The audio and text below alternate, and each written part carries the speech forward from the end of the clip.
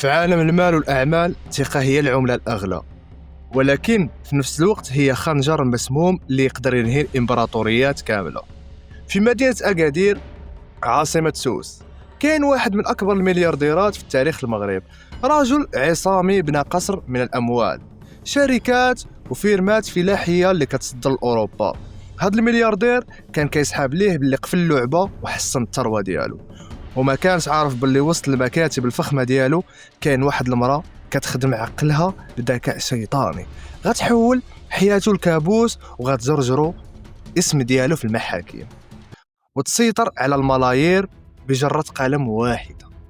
هذه قصة امرأة حديدية أخطر وأذكى في تاريخ الجريمة المالية في المغرب. حكاية ما كتبداش بالدم والسلاح، بل بدات بذكاء، كفاءة وثقة عمياء. السيدة مغربية في مقتبل العمر دخلات كتخدم عند ملياردير سوسي معروف كمستخدمة عادية، كانت كتميز بذكاء خارق، الضبط الكبير للحسابات ودرجة عالية اللباقة والدبلوماسية. في ظرف سنوات قليلة قدرت تطلع للسلوم وتكسب القلب والعقل نتاع الملياردير، لدرجة أنه ما بقاش كيدير خطوة ولا يمدي شي صفقة بلا ما يشاورها. تحولات من مجرد موظفة عادية للعلبة السوداء واليد اليمنى اللي كتسيل الإمبراطورية المالية الكبيرة. وبسبب النفوذ والقوة اللي ولات عندها وسط الشركات، بداو كاع الموظفين والشركاء كيسميوها بالمرأة الحديدية. الملياردير السوسي بالحكم السن ديالو وكثرة المشاغل والمرض عطى ليها الخيط وعطاها التفويضات القانونية والصلاحيات الواسعة باش تمضي بلا ما تسولوا ولا تشاوروا وتدخل حسابات البنكية الكبرى ديال الشركات. وهذا الشيء بالضبط هو اللحظة فين الشيطان لقى الثغرة ودخل القلب المرأة الحديدية. طمع أعمالها عينيها، شافت باللي الملايير كتدوز من بين يديها كل نهار، وفكرت باللي هي اللي كتضرب تمارة وهو كياخد الفلوس. تما تولدات في دماغها أخطر خطة تزوير واستيلاء في التاريخ المغرب. حياة ما بقاش كتفكر غير في تسرق شوية الفلوس وتغبر، لا، هي خطات باش تولي هي المالكة الفعلية نتاع هاد الإمبراطورية وتجر الملياردير وعائلته البلاصة اللي عمرهم ما فكروا يوصلوا ليها. وبدات كتنفذ خطة بدم بارد وعبر الشبكة المعقدة ديال الشركات الوهمية، تزوير والشيكات بملايين الدراهم بلا ما يعيق بها حتى شي واحد لسنوات طويلة. ولكن كيفاش دارت ليها؟ فرقع هاد الملف لدرجة خلات الفرقة الوطنية تدخل على الخط. ملي كتجمع السلطة المطلقة مع الجشع كتولد جريمة منظمة. المرأة الحديدية ما كانت كتلعب على الفلوس الصغار، هذه كانت كتخطط لسرقة القرن في مدينة أكادير. الخطة ديالها كانت مبنية على التكتيك كيتدرس في الكبار المدارس النصب والاحتيال. أول حاجة دارتها هي استغلت التفويضات والوكالات القانونية اللي اعطاها لها الملياردير السوسي بحكم الثقة العمياء. حياة بدات كتأسس شركات وهمية بسمية ناس مع عائلتها ومقربين ليها. من بعد بدات كدير صفقات وعقود خيالية بين هاد الشركات الوهمية وبين الشركات الحقيقية اللي هي نتاع الملياردير. يعني ببساطة كانت كتحول الملايير من حسابات الشركات الحقيقية للحسابات ديالها الوهمية تحت غطاء صفقات تجارية ومبيعات وهمية ما كايناش في أرض الواقع. ولكن الذكاء المرعب ديالها ما حبسش هنا. حياة كانت عارفة باللي حسابات والتدقيق المالي يقدر يفرشها في أي لحظة. تما فين بدات كتستعمل تكتيك تزوير الشيكات.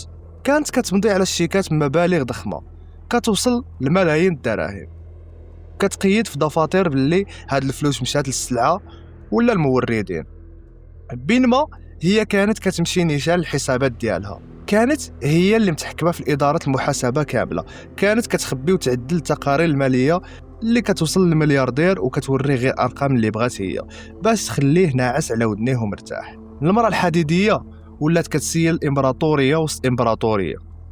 الفلوس بدات كتجري في يديها بحال الشتا، وبدات كتشري عقارات، أراضي فخمة وسيارات، وبنى عليها الثراء الفاحش لدرجة ولات واحدة من السيدات الأعمال المعروفات في سوس.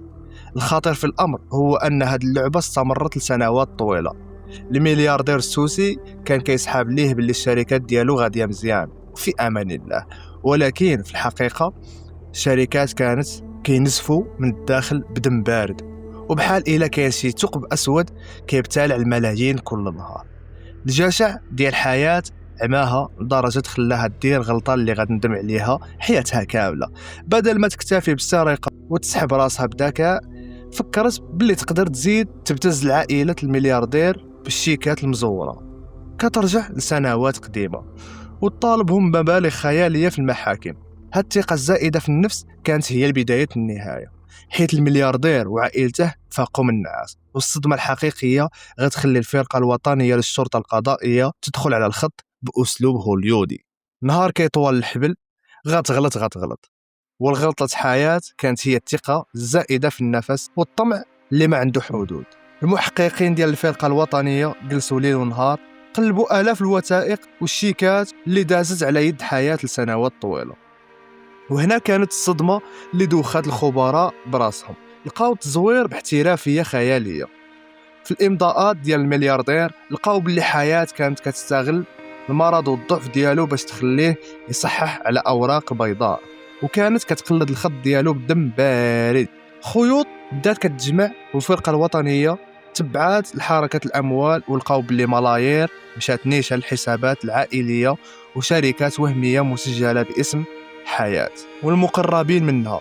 اللعبة تفرشات، والقناع اللي عاشت به حياة سنوات كموظفة أمينة وطاهرة طاح في رمشة عين.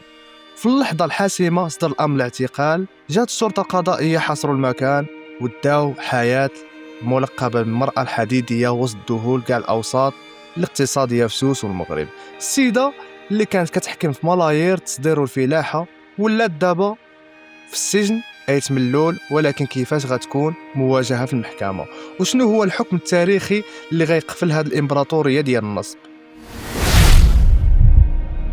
في غرفة العدالة بمحكمة الاستئناف بأكادير بدات الفصول المحاكم التاريخية اللي تمنات حياة المرأة الحديدية لو كان غير ما عاشتهاش وما عمرها تخيلتها. القضية ما بقاش مجرد تزوير عادي، بل تحولت القضية رأي عام، حيث كلش كان باغي يشوف كيفاش السيدة بذكاء هوليودي قدرت تدوخ إمبراطورية مالية دازت لسنوات طويلة. حياة وقفات أمام القاضي والمحلفين وحاول الدفاع ديالها بكل الطرق ينكر تهم ويبرر حركة الأموال، ولكن التقارير السوداء اللي حطتها الفرقة الوطنية للشرطة القضائية وخبراء الشرطة العلمية كانت حاسمة وما فيهاش شك. الحجج والأدلة كانت كتطيح فوق راسها بحال الحجر. تزوير زائد خيانة الأمانة زائد استيلاء على أموال الشركات وتبييض الأموال. وبعد جلسات ماراطونية مشحونة بالتوتر رفعت الجلسة وانطق القاضي بحكم اللي زلزل القاعة. أدانت المحكمة حياة ب5 سنوات سجنا نافذة وغرامات مالية ثقيلة وتعويضات خيالية لعائلة الملياردير كترجع كاع داكشي اللي خداتو. هكذا قصة امرأة الحديدية اللي بغات تملك كلش وسالات حياتها وراء السجن ما كتملك حتى حاجة. طمع عمالها عينيها وذكائها الخارق اللي كان ممكن يخليها من كبار سيدات الأعمال في المغرب استغلاته في الشر والنصب، فكانت النهاية هي السجن والندم. الملياردير السوسي رجعوا ليه الهبة ديالو، ولكن الدرس كان قاسي بزاف عليه وعلى عائلته. الثقة العمياء في عالم المال هي أول خطوة نحو الهاوية. إذا عجبتكم هذه القصة الحقيقية المشوقة ما تنساوش تخليوا لي لايك وتشتركوا في قناة حكايات ميد وتفعلوا الجرس باش يوصل لكم كاع الملفات الغامضة اللي جاية في الطريق. كان معكم ميد ونتلاقاو في حكاية جديدة.